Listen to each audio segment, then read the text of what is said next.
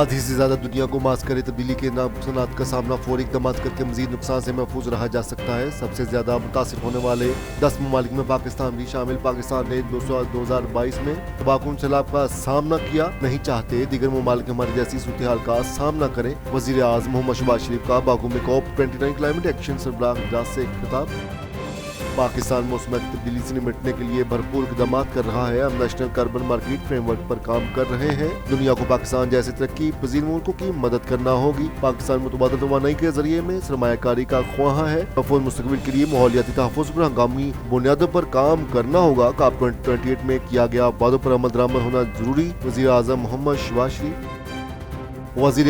شہباز شریف اور آذربائیجان کے صدر الہام علیوف کی درمیان باکو میں ملاقات۔ باہمی تعلقات کے تمام پہلوؤں کا جائزہ۔ مشرقی وسطی کی صورتحال سمیت دیگر علاقائی اور عالمی پیش رفت پر بھی تبادلہ خیال۔ World leader climate action summit کے کامیاب انعقاد پر صدر الہام علیوف کو مبارکباد۔ وزیر اعظم مختلف شعبوں کو بالخصوص اقتصادی دفاعی تعاون میں اسٹریٹجک طاقتداری مزید مستحکم بنانے کا عزم کا اعادہ۔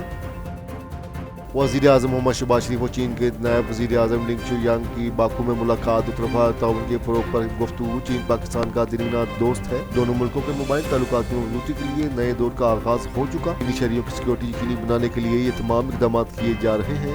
حکومت دہشت گردی کے فرید کو جڑ سے اکھاڑ پھینکنے کے لیے پرعزم۔ وزیر اعظم محمد شہباز شریف پیش کی اطلاعات اور بڑھتی حدت کے موضوع پر سیکریٹری جنرل اقوام متحدہ انٹونیو گوٹریس کے ذریعے تمام اعلی سطحی تقریب ترقی پذیر ملکوں کے پاس پیشگی اطلاع مؤثر نظام موجود نہیں۔ 2022 کے تباہ کن سیلاب سے کروڑوں لوگ متاثر ہوئے۔ $30 ارب سے زیادہ کا مالی نقصان ہوا۔ مکانات، بنیادی ڈھانچہ اور لوگوں کا روزگار شدید متاثر ہوا۔ ترقی پذیر ممالک کے لیے کلائمیٹ فائنانس اشد ضروری ہے۔ ترقی یافتہ ممالک $100 ارب سے کلائمیٹ فائنانسنگ کا وعدہ پورا کریں۔ نائب صدر محمد اسحاق ڈار اور COP29 اجتماعی چیلنج سے نمٹنے کے لیے مشترکہ جدوجہد کا فارم۔ وزیر اعظم محمد شہباز شریف نے ملکی مختلف اجلاسوں میں پاکستان کا موقف پیش کیا۔ درپیش چیلنجز پر قابو پانے کے لیے اقدامات پر زیر اہم عالمی کانفرنس کی خصوصی کوریج۔ ورلڈ لیڈر افتتاحی لیڈرز اہم یونٹس کا باکو سے براہ راست کیا جائے گا۔